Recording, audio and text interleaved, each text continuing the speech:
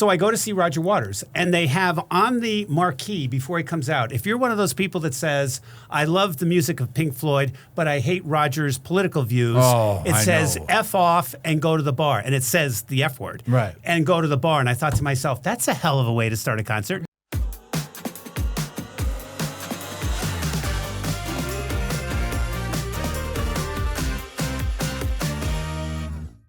Before we dive in, it's important to remember that the information we provide is for informational purposes only. Every situation is unique, and decisions regarding your health or legal matters should be made after consulting with your own doctor or lawyer. Our aim is to inform and empower, but personal circumstances require personalized advice. Welcome to another edition of Justice in Scrubs. I'm attorney Richard Hastings, and I'm joined by my co-host. Hi, I'm Dr. Jeff Michaelis. Today, we have a true Renaissance man joining us. He is a DJ. He has a DJ business. He is into health and fitness. He's a motivational speaker. He's a spiritual man. He has many, many different things going on. And best of all, he's my friend. John Seville, welcome to the program. Who are you talking about? I'm looking around the room. I think it might be Jeff, right? What an intro. Oh, Richard, thank you.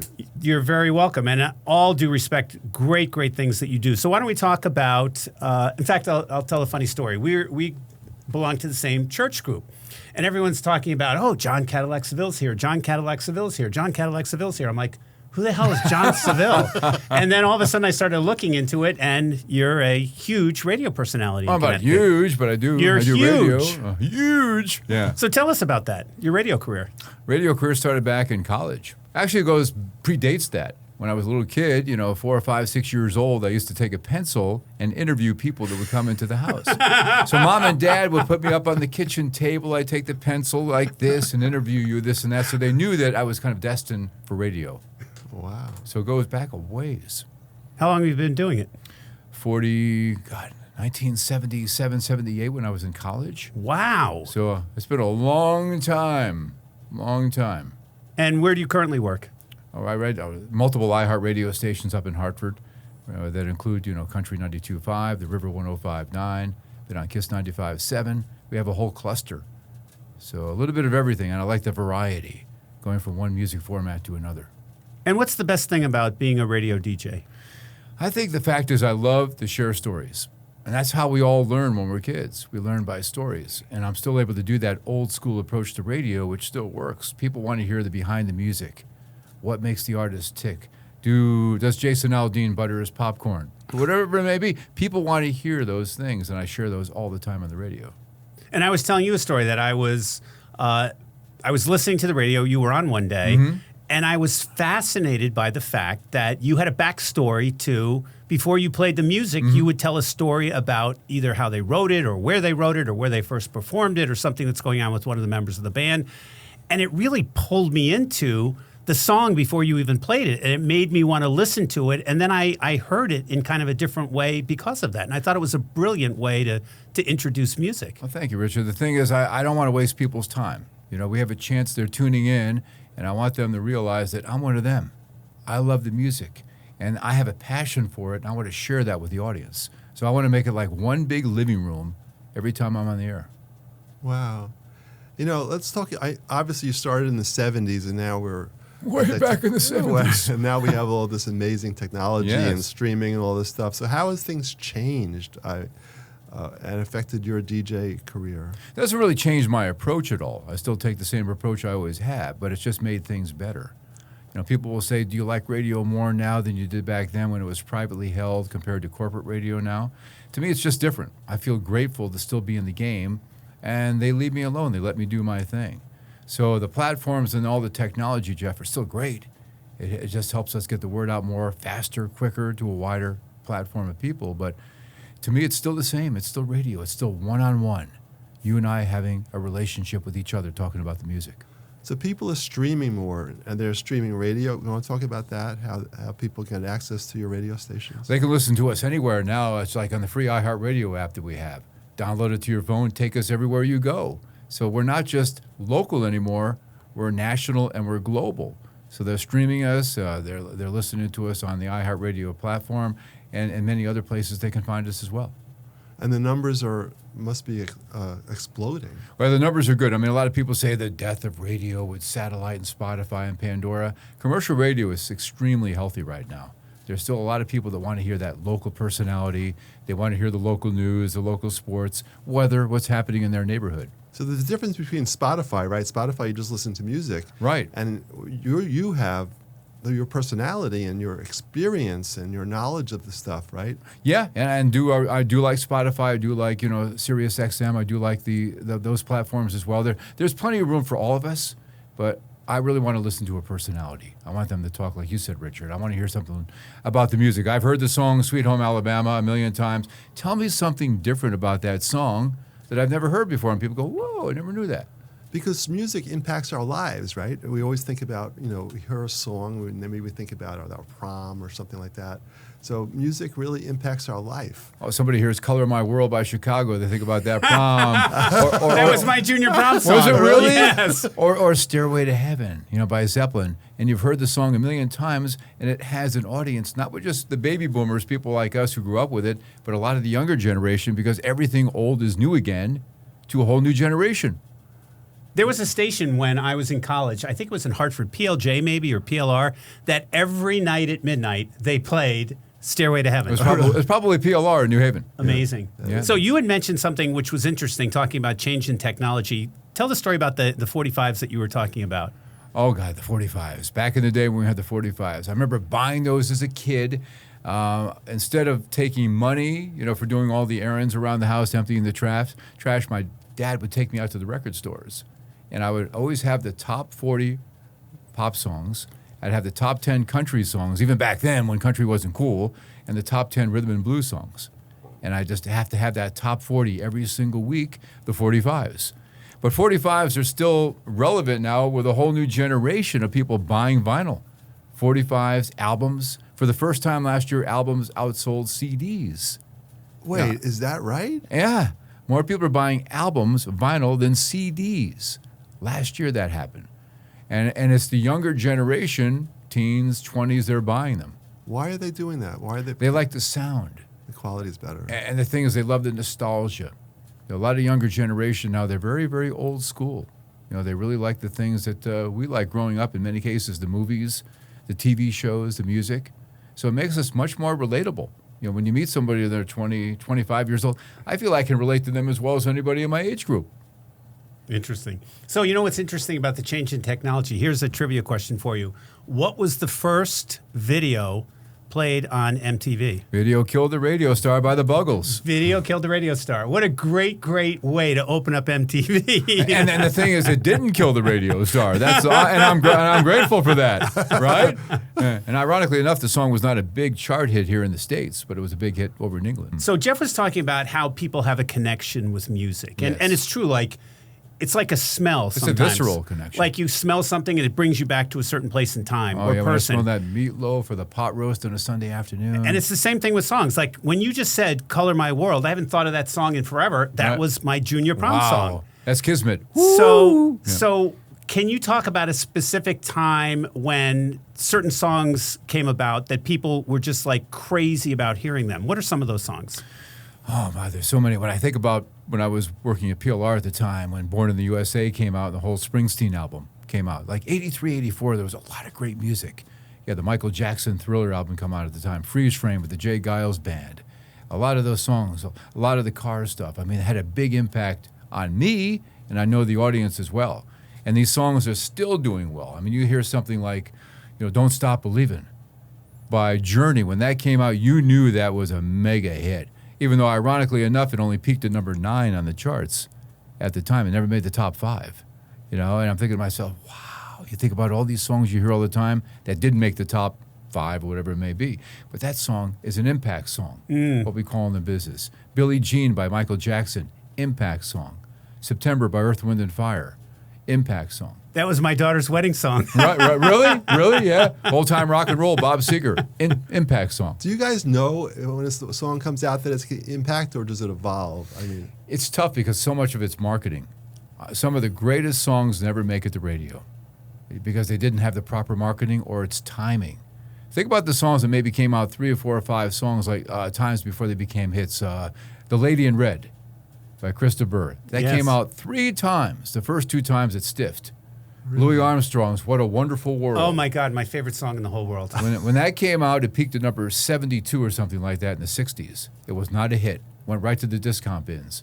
But when it was included in Good Morning Vietnam, the movie with Robin Williams, it became a hit. So it was never a hit when it first came out. It was a stiff, as we call it in the business. And then there are other songs or pieces that come out that are made more famous by another artist. They are. There's so many of them, like cover versions. You'll hear a song that I can't think of anything offhand at the moment, but they were just big hits. One of the songs, one of my favorite songs is Frankie Goes to Hollywood, Born to Run. Which is Bruce Springsteen. I love the way they do that version, song. Yeah. Yes. Because they had that song, Relax, Don't Do It. Right. And of course, we can continue on with it. But back at the time, some radio stations wouldn't play it because of the connotations of the song. Really? So were there restrictions as you were going through the different years where they didn't want you to play things? Or, back they had some big lawsuit, I guess, about payola where you would be paid money to play songs, and whatever happened with all that? Yeah, the thing is, I've never been involved with that myself. I've heard about it. It happened back in the days of, Alan Freed and, Murray the K and Dick Clark and all those guys. Is there payola going on right now? Leave it to your imagination. No, but something I've never personally been involved with. Yeah, speaking about how things evolve, right? Country music was really not cool many years ago, and it was mainly white people doing it. And now it's all my kids are listening to it. Sure. And everywhere I go, I hear country music, and it's a little different than it used to be. Very much so. But also, country music is sort of a voice, right? Like when we grew up, it was folk music, right? Yes. People would talk about anti-war music. That was folk music. But now it seems to be country music is a way of talking about it, giving people a voice, people that have a little difference. And, I mean, Beyonce had a big hit for country music. Absolutely. Right? Yeah, with Texas Hold'em, yeah. So you want to talk about a little about how country music has evolved? I mean, some of the purists out there think it's devolved, but I'm one of these people that love all different genres of music, and I like the idea that things move forward, depending on how you say move forward. But things do move forward, and I've been in the music long enough, the business long enough, where I've played country music for 30 or 40 years. And back in the days, we played stuff, oh, that's not country, oh, that's not country, that's not country. They said that about, Johnny Cash back in the day, that he wasn't really country, he was rockabilly. They said that about Buck Owens because he played Carnegie Hall and did a rock and roll cover with Johnny B. Goode. That's not country. Ernest Tubb back in the day brought drums onto the Grand Ole Opry. That's not country. Drums were not allowed on the Grand Ole Opry. So every generation goes through that. You think about the urban cowboy time with Looking for Love and Anne Murray and Crystal Gayle. That's not country. That's pop. Patsy Cline, when she came out, considered pop because you're adding strings to the music. So every generation goes through like a metamorphosis, so to speak. But that said, I love today's country. I love the hip-hop influence. I love the inclusiveness. I love the fact that we're bringing in more people from different backgrounds and ethnic backgrounds. I like this to be an open tent, a big tent for everybody to come in. What's great about country music, it's a story. It is a story. It's like folk music used to be a story. And you can dance to a lot of it, too. I mean, the country dance, songs are big now. The line dances, they bring a lot of people together. People love it. Yeah. There's something for everybody. I was just in Nashville last weekend. Oh, my God. There's so much great stuff out there. And all different genres. Blues, rock, country. You go every single block, you hear somebody who could be on the radio. And most of them are not. And they're so good. They are so good. I know. And each one of these bars have 3 levels. They do. And there's a band on each level, and one's better than the other. Luke Combs has a brand new one coming out November the 10th, taking over the old Wild Horse Saloon. And he bought that. And it's going to have like 5 different levels and 5 different experiences and different genres of music on each level. Really, it's very cool. So let's talk about you personally, and these will be that's boring. These will be unfair questions, but what are some of your favorite songs? It depends on the genre. 70s, 80s, 90s. Let's say rock. Okay, 70s, 80s, 90s. I think about the Hollies, Long Cool Woman in a Black Dress. It's always been one of my favorites. Your Mama Don't Dance, Your Daddy Don't Rock and Roll, Lagos of Messina. I love a lot of the Dan Fogelberg, James Taylor, singer-songwriter, Carole King. I love a lot of that stuff. I love Elton John and Billy Joel. I love the Cars. I love a lot of the stuff by the Smiths. A lot of the new wave things that have come out. So the 70s, 80s, 90s, I love Smash Mouth and Hootie and the Blowfish. Sheryl Crow, Alanis Morissette, a lot of that. And, of course, I love the classics going back to the old artists, too. I mean, I love Elvis and Frank Sinatra and Michael Jackson and, love all that Beatles, stuff. Stones. Yeah, Beatles I was never a big fan of. Really? Yeah, I mean, I admire them, but I don't listen to them on my free time if I hear them, but I don't gravitate toward them. How about Queen? I mean, Huge. Freddie Mercury was a genius. Right. One of the most versatile singers of all time, without question. He could sing the phone book and make it sound good. And they did, what was that concert? Was it in England? Well, it was 85. That concert did, with... Where they had the breakthrough that really put Queen on the map, Oh, I it did. think. It did. That was one at Wembley Stadium, I believe, Right. back in 85. and that movie was talking about how his big song, Bohemian Rhapsody. Bohemian Rhapsody. And the first people that looked at it, they said, "Oh, this is going to be." It's not a hit. They wanted "You're My Best Friend" to be the first single. They thought Right. it was more commercial. And Freddie Mercury fought it tooth and nail and said, "This is a hit." Even Elton John said, "You're making a mistake. Really? You shouldn't release that song. It's too long. There's no real hook to it. It's got too many different things going on. It's too busy. It's not going to be a hit." Well, it sounded like an orchestra. I loved it. It was so different. I loved it. Didn't it bring a lot of? It brought like a lot of extra music. That was It did. very different. A Night at the Opera, name of the album. And it had that kind of operatic feel to it at Yes. times. And you know what's funny is when you talk about this, like certain industry execs think that a song's not going to be a hit. Right. The guy that I marvel over is Rick Rubin. Oh, yeah. Who Rick Rubin says he doesn't know anything about music. Like he can't read music. He It's like doesn't know Simon much about Cowell. it. Simon Cowell says the same thing. Right. Nothing He about just music. listens to something, Rick Rubin. He says, change this, change that, and all of a sudden it's a smash hit. Right, exactly right. And there are some people, so many records, like Tom Petty's album, Full Moon Fever, when that came out, one of my favorites, they wanted him to scrap the entire album. They said, "There's no hits on here." Really? Yeah. In Excess, when their album came out with the Never Tear Us Apart, and no hits on here. What do these people know? What are some of your favorite albums? Favorite albums. I love Dire Straits. I love a lot of Dire Straits albums. I love Fleetwood Mac, Rumors. Oh my God! To me, that's like one of the great. That's a greatest hits album. Yes. I love a lot of the music by the Eagles. Their albums because they're consistent all the way through. And then on the country side, I've always been a big fan of Vince Gill. The guy can sing anything, and he's been touring with the Eagles, taking over Glenn Frey's place. So I'm just Mary Chapin Carpenter, people of that nature. What about artists itself? Have you met a lot of artists that you were I intrigued have. by? And I have. any stories about that? Virtually every artist I've met has been great. Some people say there's horror stories. I wish I had a few to share with you, but I have none. These artists have been great. All different genres: pop, country, rhythm and blues.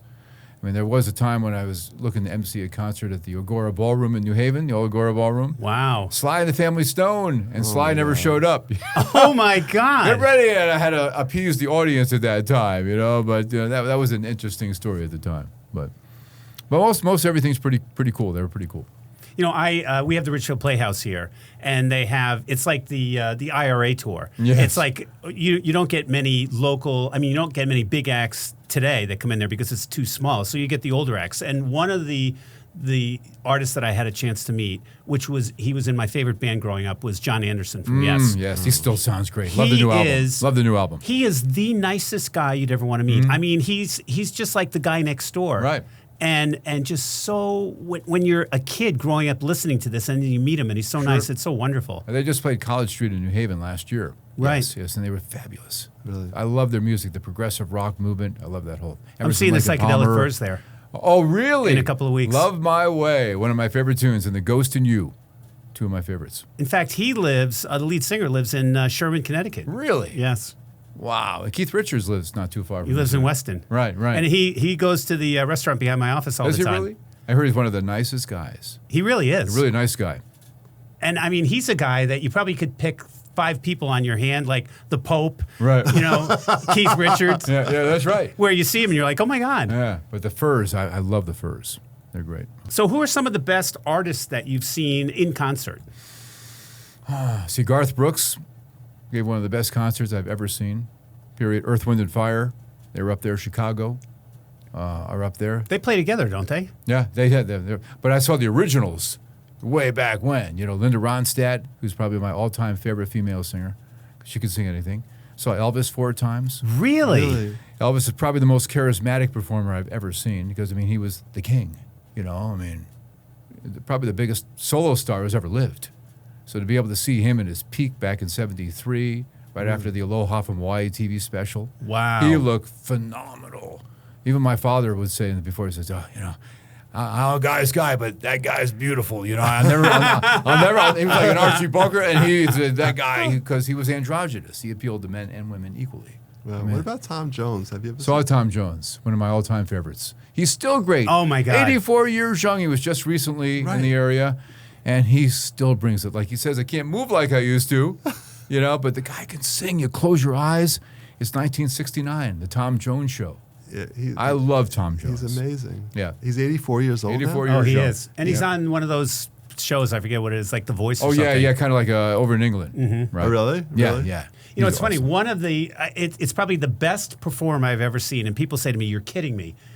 Donny Osmond. You want to talk about a showman. I mean, that guy gets out there. And then he had questions from the audience, and they had written them down. And he read one and says, "Where's Linda? You said that you wanted to dance with me at your senior prom. Here I am, and you wanted to sing. You wanted me to sing Puppy Love." She comes up he brings her up on stage. Right. He hasn't played Puppy Love. He sings it. He's dancing with her. He takes her phone and takes a selfie of the two of them dancing. I'm thinking to myself, holy cow. Yeah, a dear friend of mine in Guilford who's a diehard Donny Osmond fan too, went to his show in Waterbury, and he brought her up on stage. And she's had a crush on him ever since the 70s. Made her day. And he's just very personable. Really? And he leaves his ego at the door. Yes. He's a really good guy. Very talented. We wanted to take a quick break to remind you about our sponsor, findagreatattorney.com. Dealing with the aftermath of an accident or injury can be overwhelming. And the last thing you want to worry about is finding the right lawyer. Findagreatattorney.com simplifies the process by connecting you with one of the top attorneys in your area who specializes in your specific type of case. Whether you've been injured in a car accident, suffered a slip and fall, or experienced medical malpractice, findagreatattorney.com has a network of experienced lawyers ready to help. And remember, their service is completely free, so you can focus on your recovery without worrying about the cost of legal representation. If you or someone you know needs legal assistance, don't hesitate to visit findagreatattorney.com and let them match you with one of the best lawyers in your area for your needs. What do you think of Taylor Swift? Super talented. My personal, just being totally transparent, I just wish his entertainers would stay out of politics. Oh, my God. I really do. Both sides. I've gone to concerts where they're preaching on the right. I was like, be quiet, sing the music, or on the left.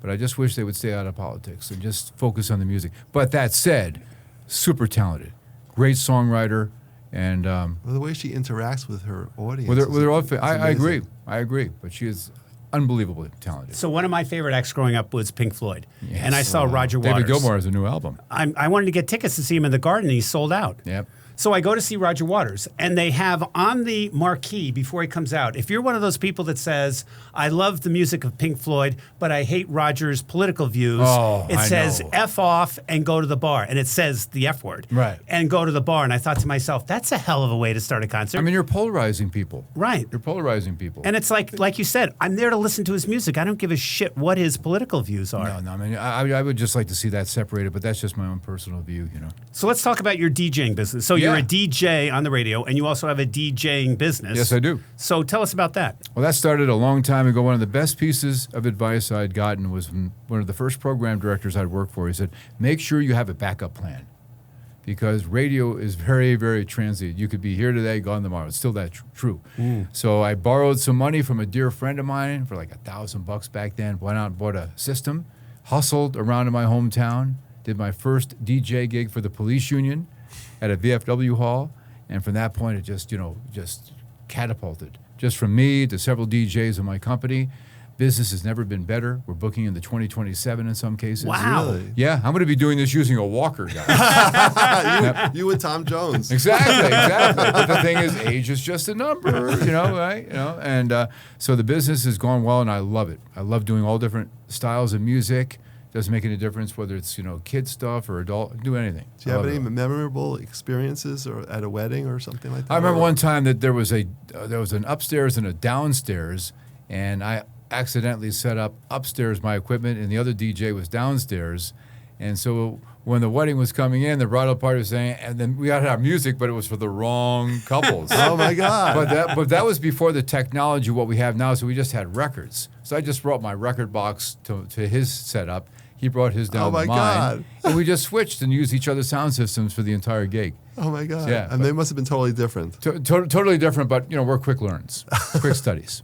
And I think the best part about doing that type of work is the fact that you're with people that are celebrating one of the most memorable and best days of their life. It is, and you bring that positive vibe. That's the whole point. When I meet with these couples, I talk about what's going to happen.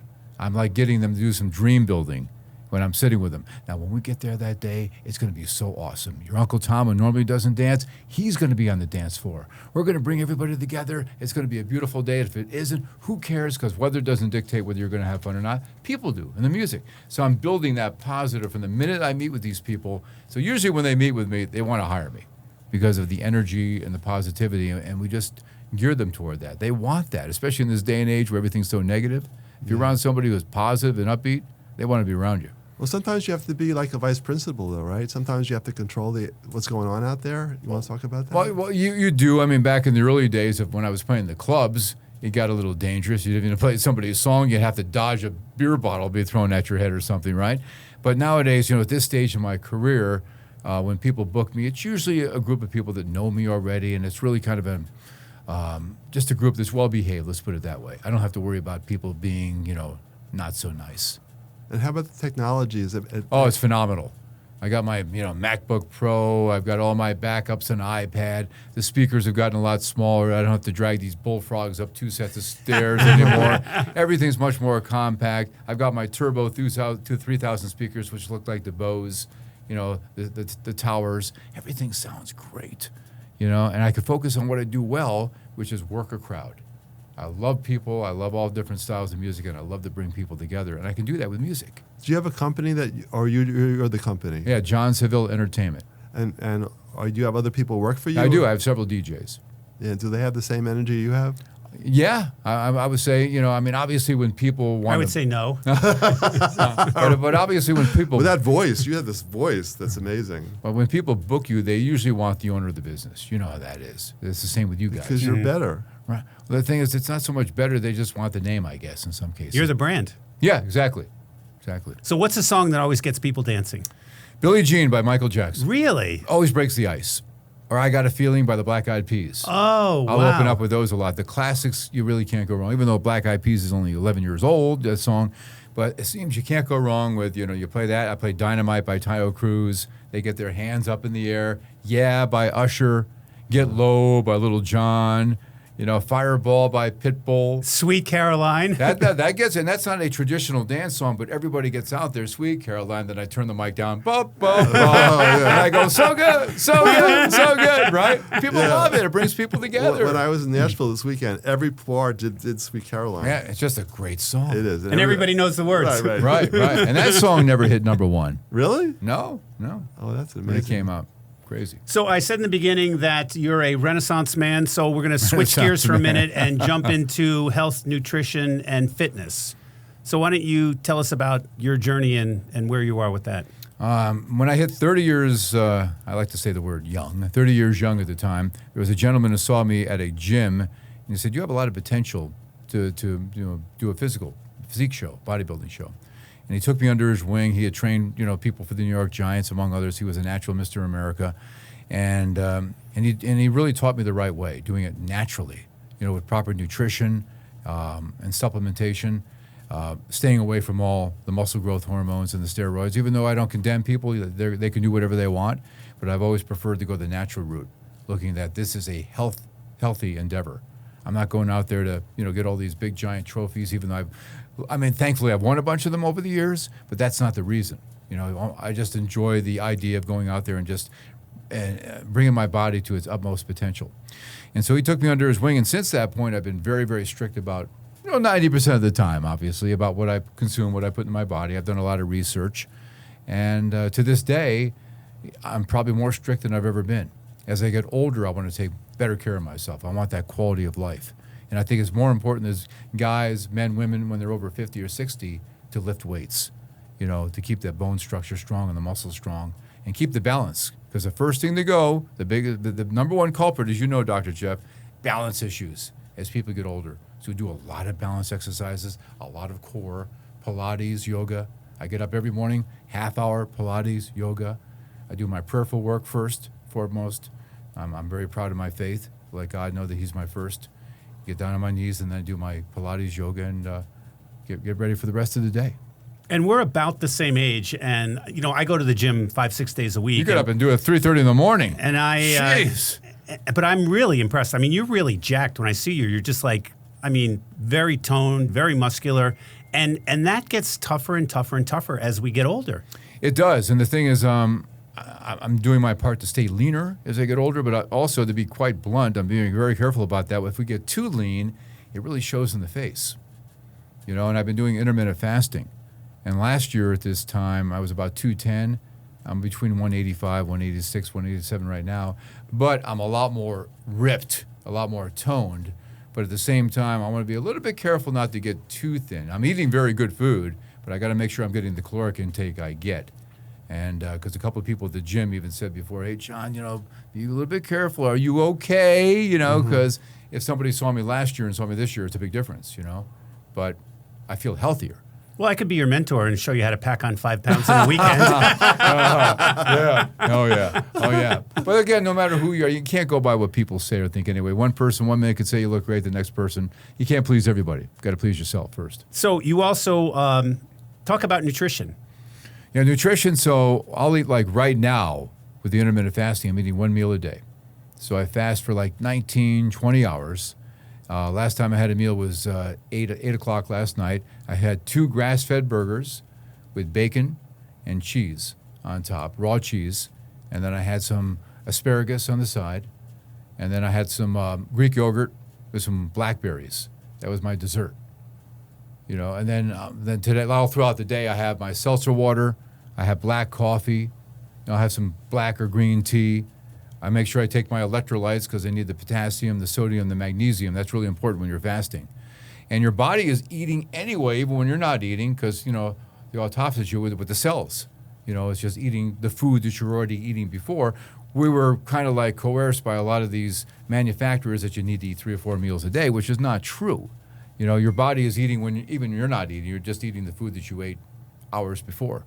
When will you eat next? I'll eat probably about 5:30. And how long do you do this for?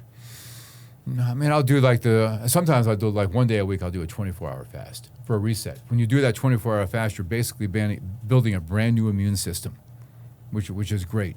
All the older cells are getting eaten up, so to speak, by the newer cells. I like that. And then 3 or 4 times a week, I'll do the 18, 19 hours. A couple days a week, I'll do maybe a 16-hour fast, 16-8, keeping it predictably unpredictable. And do you have supplements that you take as well? Oh, yeah. And do you have a supplement business? Well, the thing is, my wife and I are regional directors for a company called Melaleuca. They're the largest online wellness shopping club in North America, and we've been regional directors for that company for a while. What don't you do? So I'm very, very picky about what I put in my body. It's a manufacturing company. It's plant-based. I know where it's coming from, and I know it's not going to have all the cheap preservatives in it to keep it on the shelves. I'm not going to buy anything from these store shelves because I know it's not going to be good for me. So let's shift into another area, and that is your faith and spiritual journey. Sure. And that's how I got to know you. So why don't you talk a little bit about that, if you would, please? Yeah, I've always had a deep faith in God, but when I was growing up, it was more of an Old Testament God. I thought God was being judgmental. If I was going to do stuff, bad, He was going to yell at me, and, thunderbolts are going to come down and all this kind of stuff. And then, over the past 10, 15, 20 years, I realized that God is love. Moses gave us the law. Jesus showed us that God is love. That's the way I look at it. So I've really developed a deep faith. And innately, I like I just love people. I believe people are good by nature. So I see the good in people. Sometimes they listen to a different voice. And I just have gone deeper and deeper into my faith, just wanting to discover more and more about Jesus and delving into the Bible and just being the best person I can be. And then also meeting people where they're at, not being judgmental, because I find a lot of Christians can be very judgmental. And I don't think Jesus would be judgmental at all. I think we should accept everyone, be an open tent, love people where they're at, and I'm doing my best to make him proud each and every day. You know, I know that grace has already been given to me. I don't have to earn it. You know, it's been freely given. I haven't earned it. But I want to go out there and just be the best person I can be to make him proud. I fail all the time, but all the time. And I think this really, I mean, in knowing you and knowing how positive you are and how motivational you are, I know a lot of that comes from your faith. And could you talk a little bit about how your faith carries you through the day and gives you, you know, comfort and how you're able to assist other people as a result of your faith? Yeah, Richard, I wake up every day and I just realize happiness is a choice. So like Abe Lincoln, I think, said that, right? And I just wake up and I make a decision each and every day. It's going to be a good day. And I'm going to go out there and say thank you. First thing I say, thank you, God, for breathing breath into my lungs. That must mean I have an assignment today. So I always ask him to put people in my path each and every day that I can be good to. Somebody that needs a kind word, maybe a pat on the back, buy them a cup of coffee, say something good, because we live in a very negative world, as we know, very divided. You know, back in the day, you'd be able to get along, but now it's like you're identified by your politics, or ever since COVID, people have gotten angrier and angrier. Mm-hmm. I don't want to be that person. So I really believe that we can make a difference one person at a time. Maybe it's Pollyanna, kumbaya, but I really believe that we can make a big difference. So each and every day I realize that, you know, that God is my source, and I'm not going to let the people determine my happiness, what they say, what they do, that my happiness comes from him, my relationship with him. You'll never find peace in this world. The only time we'll find peace is by drawing closer to him. Do you want to talk about your church? I know you're very involved in your church community. Yeah. Do you want to talk about that? Love our church. I mean, can I mention the church? Of course. Okay, it's Vox Church, and I know that our pastors are amazing. It's Bible-based, but I love the fact that their mission is to make this become the least church-based region in the country to the most church-based region. And they're very inclusive, Jeff. I mean, the thing, like we were talking about that before.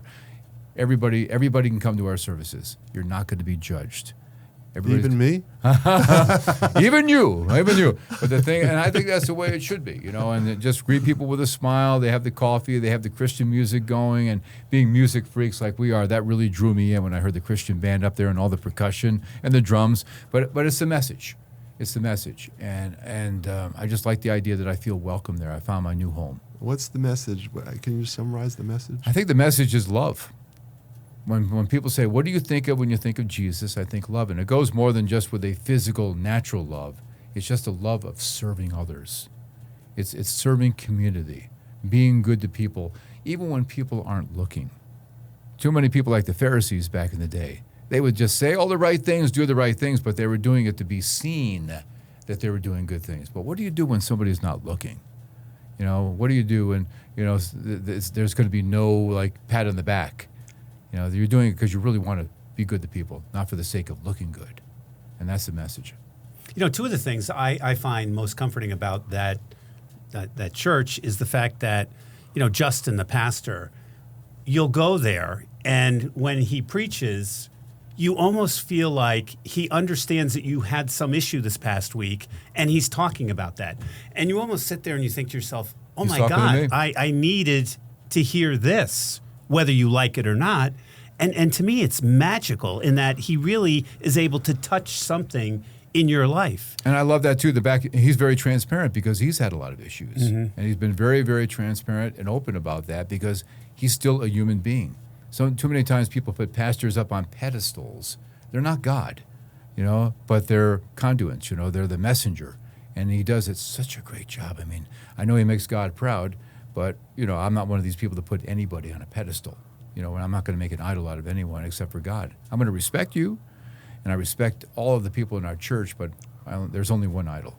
And the other thing about him is the fact that, I mean, I speak, so there's certain things you can learn to become a good speaker. And he delivers his sermons in a very, very powerful way. He also speaks very, very powerfully, but he has something that very few people have. And I would say that it's, the power of the Holy Spirit, that it's almost like he's a conduit to deliver a message. And when he speaks, it is, to me, very, very powerful. I agree. I mean, he probably took Toastmasters or something of that in the past, but he's really a great speaker. The way he's convey his command of the English language, and to make the complex, simple, which is very, very tough. The Bible is very complex, and he'll say, well, let me give you an example, or in other words, and that way, now I can get it. So he dives deep. We live in a world right now where people just skim over things, Right. but we don't go deep. We don't go deep. We're not scuba diving anymore to try to get the message of how deep something is, because we're lazy.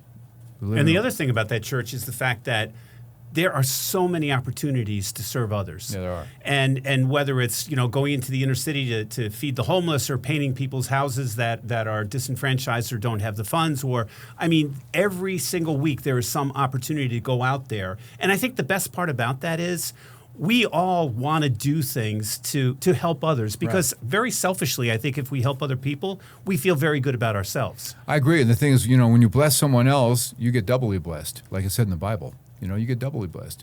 It's the right thing to do. But we have a lady in our church speaking to a community group. I met with her last night.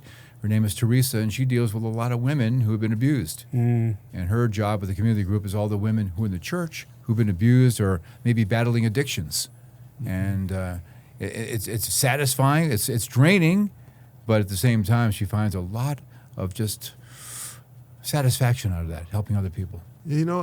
I was listening to Leroy again. Leroy he's a correctional officer, right? And he did an episode with us, and he talked about treating other people with respect. Now we have the prisoners or criminals. Nobody probably ever treated them with respect before, and now Leroy is saying, I can help you, but you got to respect me, right? And I'll respect you. Yep. And that is so powerful. And I think that's the same thing with this pastor. He shows respect to everybody, empathizes with everybody, and how these people can touch other people. And like Leroy is really talking to people that are in trouble. His community has a lot of people that are on the fence, and he's saying that maybe these kids are now understanding they don't want to go to jail. Yeah. They don't, and they have opportunities to do other things because Leroy is treating them with respect. And it's amazing how it opens up. I wasn't on the episode because I wasn't there. But so he worked at Rikers Island. Right. And Rikers Island is the largest and one of the most notorious penal institutions in the country. Yes. He worked in the SEG unit, which is the segregation unit where they put the most egregious people that are in the facility. And he would go there and he would have a conversation with people about, listen, there's certain things I can do to help you, and I'll be happy to do those. I'm going to treat you with respect. I expect to be treated with respect. And he would go through this discussion, this conversation where he would connect with them. Yeah. And he has friendships with people who have since gotten out that he continues to stay in touch with. And like Jeff said, people resonate with that. I mean, obviously, they're the mentally ill people that want to stab him any chance they get. But for the bulk of those people, because of the respect, because of the dignity, because of the kind of the touching of their emotions. Yes. And I find with you, that's one of your gifts, in that you're able to talk to people, and wherever they are, you can relate to them, and they can relate to you, and they feel like you're telling them something that they can use, and it's touching them. And I've seen that many times with you, and it's quite a gift. And that's not something you can teach people. Thank you, Richard. I just believe in honoring people, and I believe in dignity, because, any one of us is capable of doing something that's, not so nice, right, to be quite blunt about that. So just treat people with respect, look them in the eye. You don't know their story until you walk a mile in their shoes, so to speak, to quote an old song. But just get to know that person before you judge them. And too many times we're quick to judge. But I'm always going to give people the benefit of the doubt. Because, again, I've always thought that people are good by nature. I still do. But we're all capable of going down the wrong road once in a while. So as we're kind of drawing to a close on our time together, I wanted to give you the opportunity to kind of tie a bow on this. What would you like to share with our listeners? What could people take away that they could really think about later on and say, wow? I think the bottom line is let's just be less quick to judge someone and just be good. Be a good human. That's one of my favorite hashtags. Just be a good human. I mean, it sounds simplistic by saying be a good human, right? But there are a lot of layers behind it. But like when you're going out there in the world, just remember, wear a smile. You know, a smile is like your greatest accessory. It's also right. It's also your business card in many, many ways too. You know, at the same time, it opens up the door. It does. And the thing is, when I go out there, I'm always going to maintain eye contact. I'm going to look for somebody, and I'm going to smile at them, and I'm going to ask them, you know, about their day. Even if you talk about something as mundane as the weather, or something that's in the news that day that's positive, whatever. Or if it's going to be a compliment, you know, I'll always mention people's names too if I have an opportunity, because that's their favorite word in the English language or any language, their name. So if somebody's behind the counter, I'll just say, hey, you know, hey, Carol, how are you? Having a good day today? You're doing a great job back there. Or if somebody's having a tough day and they're the only one, there's a long line of people being disgruntled, say, you know, Carol, you're doing a really good job today. I know you're the only one behind the counter. What do you think, folks? What do you think? She's by herself out there. Look for those opportunities to honor people. Well, I love what you said about the nonverbal communication. Especially, we had one of our guests was talking about teenagers and how to communicate with teenagers, and how the teenagers work on more of a nonverbal communication than verbal, because they don't really care what you say. Right. But they care if you're looking at them. Sure. You care if you empathize with them. Right. So the nonverbal communication, especially with teenagers or people that are a little pissed off, is huge and very important. I agree, and that's why the first thing, my knee-jerk reaction, so to speak, is when I see someone, I smile. And it's always been that way. I'm going to say hello. Because you ever notice how somebody walks down the sidewalk, you and that other person could be the only ones on the sidewalk, and that person's walking with their head down, like they're going past you, and I'll always say, hey, hello, I hope you're doing well today. And they pop right up and they, oh, hi, how are you? You know, just that one little interaction may have changed their trajectory for the day. Right. They might say hi to the next person. Right. We ought to always think about our nonverbal communication. It's huge. I mean, you said something that was brilliant that I never heard before. Well, I've never heard anybody say that about me before. Jeez. And then, I mean, when you said your smile is your greatest accessory, and when you think about it, I mean, so for example, if I'm at the gym and I see some, you know, very attractive woman and she looks over and smiles, right away, that changes your whole demeanor. Right. And we have the ability to do that with every single person we come in contact with. We do it each and every day. One by one, we can make a difference. Imagine if we can compound that and all do that. Can you imagine what this world would be like if everyone just made it a point of, you know, your job today is to smile at 20 people that you don't know? Yeah. I mean, that would really change things for everybody. We have a gentleman in my hometown. His name is Ken Engelman. I love this man. He started the whole campaign with "Please be kind." And we have those signs all up and down the shoreline area. Yes. And I just met with him yesterday, and he's just taking it to a whole new level. He's just saying, please be kind. Right? You should do smile more. Yeah, smile more. That'd be a great tagline. Smile more, frown Smile less. more. I like that. Yep. So lastly, how can people get in contact with you? See, I'm on Instagram at Caddy Seville, CADDYSAVILLE. John Cadillac Seville on Facebook, a whole bunch of other platforms, and they can find me on the radio over at iHeartRadio and multiple stations. They can find out what station I'm going to be on by checking out my social media. And when they want to hire you for their event, how do they get in touch with you? They could do that with my email, caddyman2 at comcast.net, caddyman the number 2 at comcast.net, or they can look me up, they'll find me, and we'd be more than happy to entertain at your function. We can do anything, anywhere, anytime. John Cadillac Seville, thank you so much. Richard, thank you. Jeff, thank you. You're welcome.